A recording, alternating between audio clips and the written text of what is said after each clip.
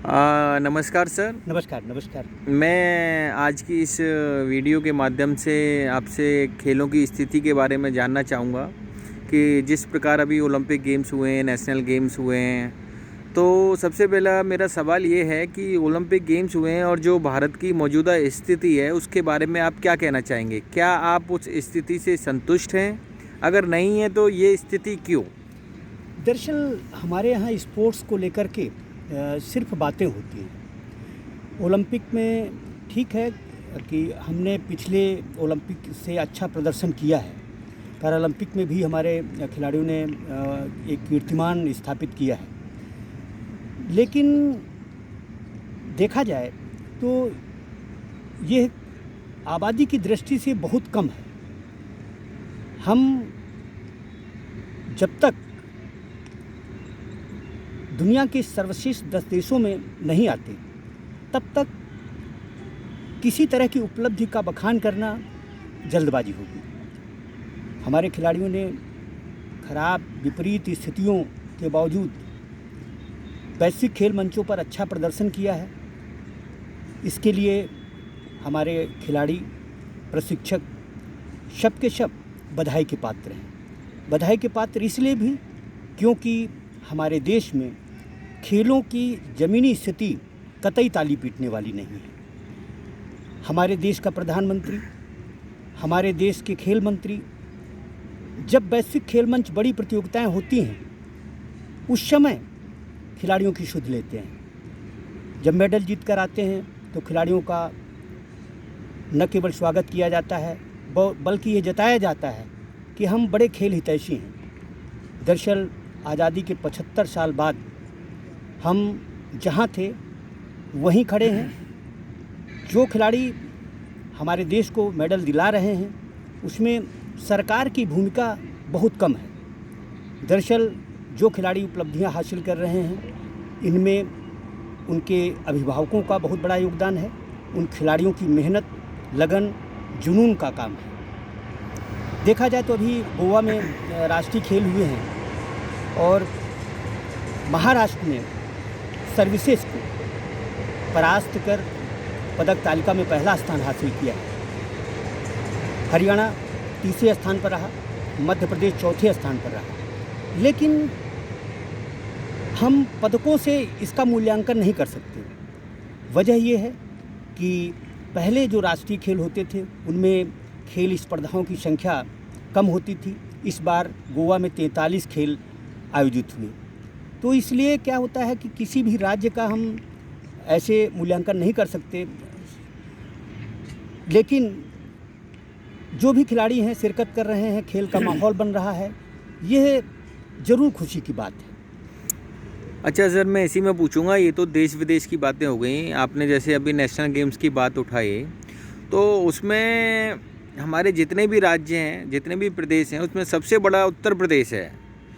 और उत्तर प्रदेश वही वाली स्थिति हो गई जिस तरीके से ओलंपिक में भारत की स्थिति है, उसी तरीके से राष्ट्रीय गेम्स में हमारे उत्तर प्रदेश की है। जबकि हमारे माननीय मुख्यमंत्री जी योगी आदित्यनाथ जी बड़ी बड़ी बातें करते हैं, लेकिन खेल के दृष्टि से देखा जाए तो वो कहीं अभी बहुत पीछे हैं। तो इसके बारे में आपका क्या कहना है? दरअसल उत्तर प्रदेश की जो स्थिति है वह निसंदेह संतोषजनक नहीं कही जा सकती, क्योंकि राष्ट्रीय खेलों में देश की सबसे बड़ी आबादी वाला राज्य उत्तर प्रदेश यदि 15वें स्थान पर रहता है, तो इससे यही संदेश जाता है कि योगी आदित्यनाथ की सरकार, खेल निदेशालय उत्तर प्रदेश ज़मीनी स्तर पर कतई बेहतर खेलों में काम नहीं कर रहे हैं। दूसरी चीज़, कोरोना संक्रमण के दौर में पहली ऐसी सरकार थी जिसने संविदा प्रशिक्षकों को घर बैठा दिया। अब ठेका प्रथा से प्रशिक्षकों की नियुक्ति का एक अजीबोगरीब काम किया गया है। प्रशिक्षक सबसे सम्मानित पद है। किसी भी राष्ट्र के खेलों के उत्थान में मैं समझता हूं कि प्रशिक्षकों और शारीरिक शिक्षकों का ही सबसे अहम रोल है। दुख और अफसोस की बात है सर कि हमारे देश में शारीरिक शिक्षकों और प्रशिक्षकों की स्थिति सबसे बदहाल स्थिति में है। उनकी कोई सुध लेने वाला नहीं है। वैश्विक खेल मंचों पर जब हमारे खिलाड़ी अच्छा प्रदर्शन करते हैं, मेडल जीत कर आते हैं, तो उनके प्रशिक्षकों को ज़रूर सराहना मिलती है या थोड़ी बहुत आर्थिक मदद मिलती है। लेकिन बाकी अगर देखें तो हमारे देश में शारीरिक शिक्षकों और खेल प्रशिक्षकों की स्थिति कतई संतोषजनक नहीं है। उत्तर प्रदेश में खेलों के पिछड़ने का सबसे बड़ा कारण यही है। लगभग 26 करोड़ की आबादी है, लेकिन इस प्रदेश में सिर्फ और सिर्फ बमुश्किल 350 प्रशिक्षक, वो भी संविदा पर, जो नियमित पद हैं वो दशकों बाद से अभी तक खाली है। हाँ, उत्तर प्रदेश सरकार में योगी आदित्यनाथ जी मुख्यमंत्री की मंशा बहुत बढ़िया है, स्पष्ट है, खेल हित, खिलाड़ी हित की है, लेकिन उनका सूचना तंत्र मुख्यमंत्री का कमज़ोर है। यही वजह है कि खेल निदेशालय उत्तर प्रदेश में बैठे संचालक खेल हो या दूसरे पदाधिकारी, उनका ज़मीनी स्तर पर काम करने में कोई दिलचस्पी नहीं है। उत्तर प्रदेश ओलंपिक एसोसिएशन भी एक शर्मनाक स्थिति से गुजर रहा है। दरअसल जो राष्ट्रीय खेल होते हैं, इन राष्ट्रीय खेलों में सरकार से ज़्यादा जो ओलंपिक एसोसिएशंस होते हैं राज्यों के, उनकी कर्मठता, वह ज़मीनी स्तर पर क्या कर रहे हैं, उनका कैसे चल रहा है, उसका भी एक परिणाम होता है। उत्तर प्रदेश ओलंपिक एसोसिएशन को भी जिस तरह से गोवा में हुए राष्ट्रीय खेलों में उत्तर प्रदेश 15वें स्थान पर रहा है, उसके बारे में चिंतन करना चाहिए, मनन करना चाहिए। उन्हें सिर्फ शासकीय आर्थिक मदद लेने के बारे में नहीं सोचना चाहिए। ज़मीनी स्तर पर खिलाड़ियों को किस तरह से प्रोत्साहित किया जा सकता है, उनकी कैसे आर्थिक मदद दी जा सकती है, इस पर ध्यान देने की ज़रूरत है।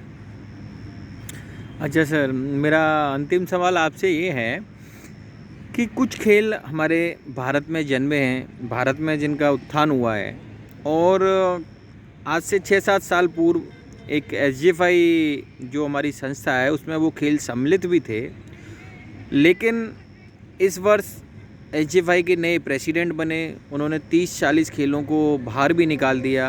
मिनिस्ट्री से भी उनको कोई ऐसा प्रॉपर सहयोग नहीं मिल रहा है। जैसे हम बात करें, हमारा गिल्ली डंडा भारतीय खेल है, लगोरी है, टारगेट बॉल खेल है, तो इस बारे में आप क्या कहना चाहेंगे कि क्या ये सरकार की सही नीति है कि हमारे खेलों के उसमें एक नया उत्थान हो रहा है और उसको वो दबा रहे हैं, खेलों को आगे नहीं बढ़ा रहे हैं, इंडियन गेम्स को? तो आपकी क्या राय है? नहीं, स्वदेशी खेलों को महत्व दिया जाना बहुत ज़रूरी है। जो हमारे खेल हैं उनमें न केवल उनके खिलाड़ियों को आर्थिक मदद मिलनी चाहिए, बल्कि सरकार को स्वदेशी खेलों के अधिकाधिक आयोजन करने चाहिए। जो लोग स्वदेशी खेलों को बढ़ावा दे रहे हैं, जैसे आप टारगेट बॉल खेल को ईजाद किए हैं, ईजाद करने के बाद में उसको वैश्विक स्तर पर ले जाने की कोशिशों में लगे हुए हैं, तो मैं समझता हूँ कि डॉक्टर सोनू शर्मा जी, आपको बिल्कुल मदद मिलनी चाहिए सरकार की तरफ से। दरअसल सबसे बड़ी विडंबना की बात यह है कि यह SGFI अलग दिशा पे चलता है, हमारे जो एसोसिएशंस हैं वो अलग दिशा पे चलते हैं, भारतीय ओलंपिक संघ अलग दिशा पे चलता है, हमारा खेल मंत्रालय अलग दिशा पे चलता है। दरअसल ये जो अलग अलग राहों पे जो लोग चल रहे हैं ना, इसकी वजह से न ही खेलों का विकास हो पा रहा है, न ही खिलाड़ियों को प्रोत्साहन मिल पा रहा है। दरअसल स्वदेशी खेलों को इसलिए जो है बढ़ावा देने की ज़रूरत है। मैं समझता हूँ कि स्पोर्ट्स को इंटरनेशनल प्लेयर के नज़रिए से नहीं देखना चाहिए, इसे हमें स्वस्थ राष्ट्र के रूप में देखना चाहिए। यदि कोई खेल ईजाद किया गया है तो उसके पीछे बस यही है कि बच्चे उसे खेलें, उनके शरीर से पसीना निकले, वह मेहनत करने की क्षमता हासिल करें, यही खेल का मतलब उद्देश्य होता है। मेडल सेकेंडरी चीज़ है, पहली चीज़ है कि राष्ट्र हमारा स्वस्थ कैसे रहे। प्रधानमंत्री नरेंद्र मोदी जी हों या अन्य राज्यों के मुख्यमंत्री, उनका सबका उद्देश्य यही होना चाहिए कि खेल बजट बढ़ाने पर ध्यान देने की बजाय हमारे प्रदेश, हमारा देश, हमारे देश का बच्चा बच्चा खेलों में कैसे सहभागिता करे, इसके लिए कुछ प्रयास करने चाहिए, जो कि नहीं हो रहे हैं।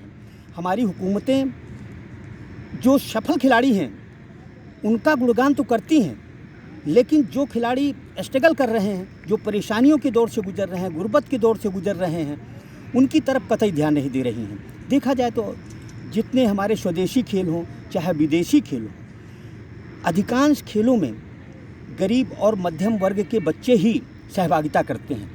लिहाजा ज़मीनी स्तर पर खिलाड़ियों को मदद मिलनी चाहिए, तभी हमारा खेल, हमारा देश खेलों में शक्तिमान बन सकेगा।